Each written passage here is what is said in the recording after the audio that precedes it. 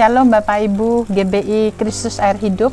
Pagi ini kita akan sama-sama mendengar renungan sebagian daripada firman Tuhan. Kita akan sama-sama membuka di Maliaki 3 ayat 16. Beginilah berbicara satu sama lain orang-orang yang takut akan Tuhan. Tuhan memperhatikan dan mendengarnya. Sebuah kitab peringatan ditulis di hadapannya bagi orang-orang yang takut akan Tuhan dan bagi orang-orang yang menghormati namanya.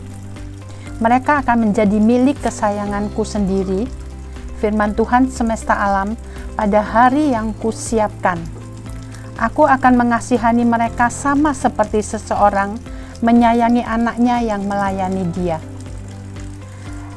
Penekanannya di sini di ayat yang ke-18, maka kamu akan melihat kembali perbedaan antara orang benar dan orang fasik, antara orang yang beribadah kepada Allah dan orang yang tidak beribadah kepadanya.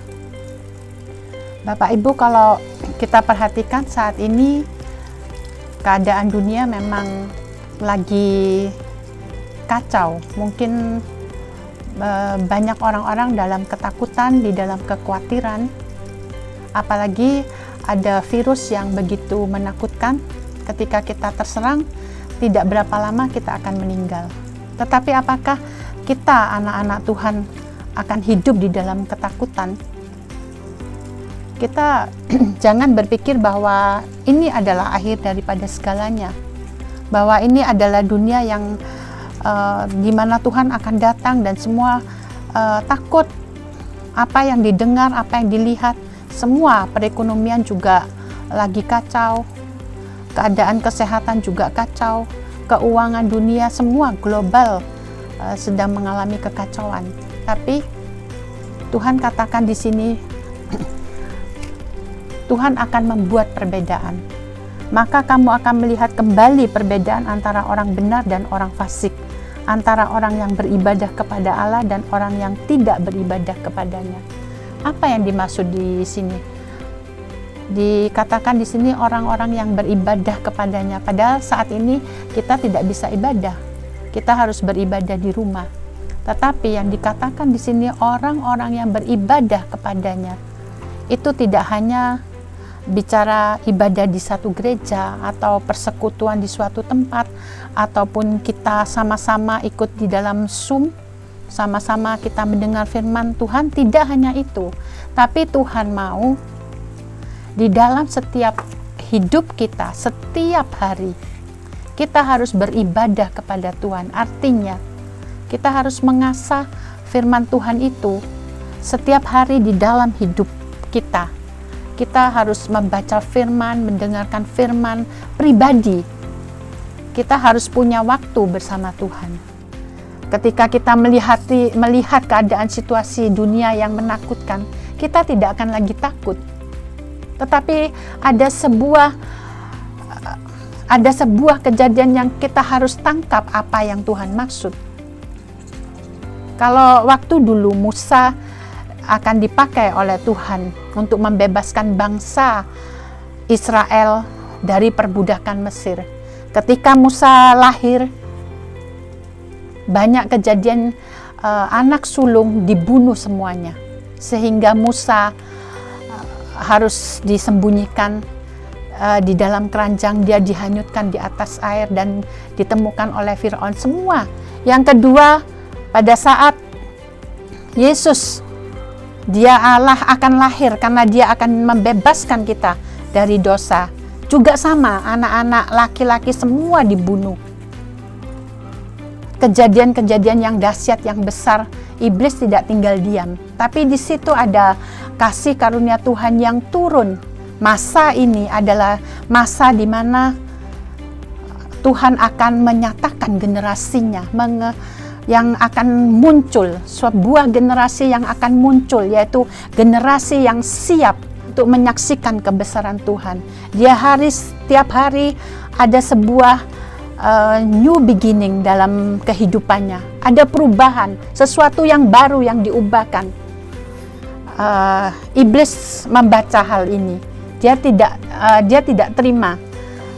Dia akan Dia akan kirim COVID-19, dia kirim segala macam, semua dari segi usaha segala macam diserang semuanya. Kita bisa lihat bahwa saat ini Tuhan akan memunculkan generasinya yang akan memuliakan namanya. Generasi yang berani menghadapi badai apapun, karena kita akan dimunculkan oleh Tuhan. Tapi kita sebagai generasi yang dipersiapkan oleh Tuhan, apa yang harus kita lakukan? Dikatakan di dalam firman tadi, dikatakan bahwa maka kamu akan melihat kembali perbedaan antara orang benar dan orang fasik, antara orang yang beribadah kepada Allah dan orang yang tidak beribadah kepadanya. Tadi saya katakan bahwa ibadah tidak dibatasi oleh ruang dan waktu, tetapi ibadah kita harus lakukan setiap hari. Karena kita sudah tahu, kita harus mengerti sebagai anak-anak Tuhan. Kita tidak hanya memperingati Paskah hanya sekedar tahu, tetapi kita harus benar-benar sadar bahwa kita dipersiapkan, kita sudah dibebaskan dari semua ikatan-ikatan kematian kita, dan sesuatu yang baru Tuhan akan mulai lewat Roh Kudus-Nya, lewat kita mau beribadah terus dengan Tuhan, kita membaca firman-Nya, bagaimana roh kita terus taat, mau disiplin, bagaimana kita mau terus fokus kepada Tuhan, kita belajar terus asa itu firman Tuhan setiap hari, maka roh penolong itu akan memberikan kepada kita hikmat, di mana pola pikir kita tidak lagi sama dengan pola pikir kita yang lama. Karena yang lama Tuhan sudah tebus, kita sudah dipersiapkan untuk sesuatu yang baru. Itulah perubahan hidup. Kenapa kita harus mengalami banyak masalah? Waktu bangsa Israel keluar dari Mesir, dia harus melewati padang gurun. Karena di padang gurun itu, budaya-budaya lama mereka dilepaskan. Budaya-budaya, sifat-sifat kita yang lama, Tuhan lepaskan semuanya. Tuhan, kita harus seperti emas yang dibakar. Kotoran-kotoran semua harus dibakar habis, sehingga sesuatu yang baru muncul, sesuatu yang baik yang Tuhan persiapkan untuk kita dapat mempermuliakan namanya. Saya bersyukur melewati masa-masa yang sulit apapun, di situ kita diberikan kekuatan terus, diasah terus, supaya kita blueprint daripada cetakan daripada Bapak sendiri itu harus benar-benar pas, nyata dalam hidup kita, sehingga saat kita ngalami badai, otomatis kita tidak lagi takut, otomatis kita tidak lagi pakai pola pikir kita yang lama.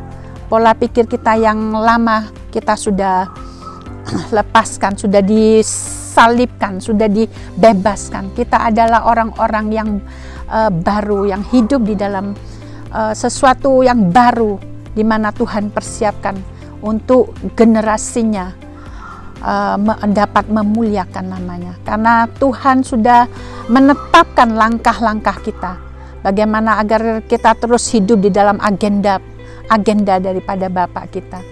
Bapak Ibu di sini jangan lagi kita takut. Tuhan akan membuat perbedaan buat setiap orang-orang yang sungguh-sungguh punya komitmen, mau belajar, mau fokus kepada Tuhan, bukan kepada hal-hal duniawi. Tuhan akan membuat perbedaan. Dan dikatakan, maka kamu akan melihat kembali perbedaan antara orang benar dan orang fasik, antara orang yang beribadah kepada Allah dan orang yang tidak beribadah kepadanya. Di situ Tuhan katakan, mereka akan menjadi milik kesayanganku sendiri. Dan firman Tuhan semesta alam, pada hari yang kusiapkan, aku akan mengasihani mereka sama seperti seorang menyayangi anaknya yang melayani dia. Jadi Bapak Ibu, kita tidak perlu takut.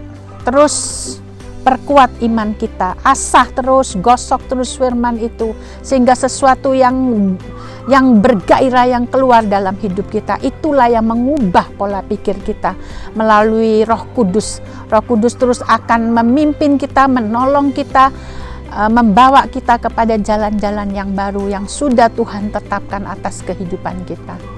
Jadi jangan takut Bapak Ibu, kita terus waktu-waktu di mana Tuhan berikan kesempatan, terus kita mencari Dia, terus biarlah Tuhan mengempartasikan roh-Nya, roh ketaatan akan firman-Nya, roh ketaatan kita mau Tuhan membaca firman, kita mau mendengar firman, kita mau terus belajar, punya waktu dengan Tuhan, bukan lagi sibuk untuk kita buka-buka HP untuk hal-hal yang sia-sia, tetapi kita mau belajar untuk terus fokus kepada Tuhan. Karena dikatakan di sini orang-orang yang beribadah kepadanya.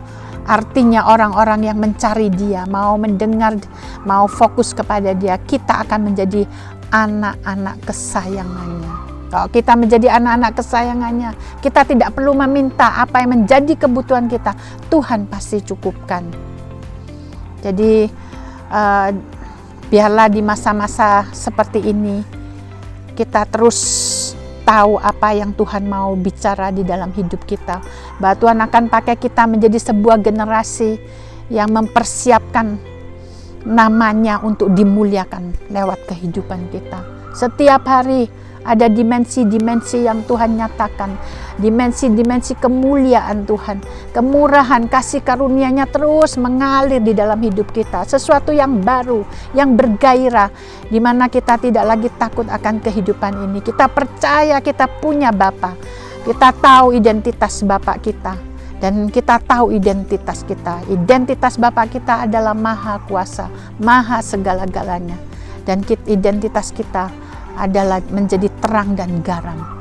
Ketika kita benar-benar mau belajar, mau beribadah dengan Tuhan sungguh-sungguh, maka di situ hari demi hari manusia baru itu akan dimulai di dalam hidup kita. Yang lama Tuhan sudah lalukan. Itu yang bisa saya sampaikan. Seluruh jemaat GBI Kristus Air Hidup, kiranya melalui firman Tuhan yang saya sampaikan, Bapak Ibu semuanya boleh semakin hari makin giat beribadah untuk mencari Tuhan dengan sungguh-sungguh, fokus kepada Tuhan. Karena ketika kita fokus, maka surga akan terbuka buat kita. Dan disitulah kita akan menjadi anak-anak kesayangannya. Terima kasih, Tuhan memberkati Bapak Ibu Jemaat GBI Kristus Air Hidup. Selamat pagi, Tuhan memberkati.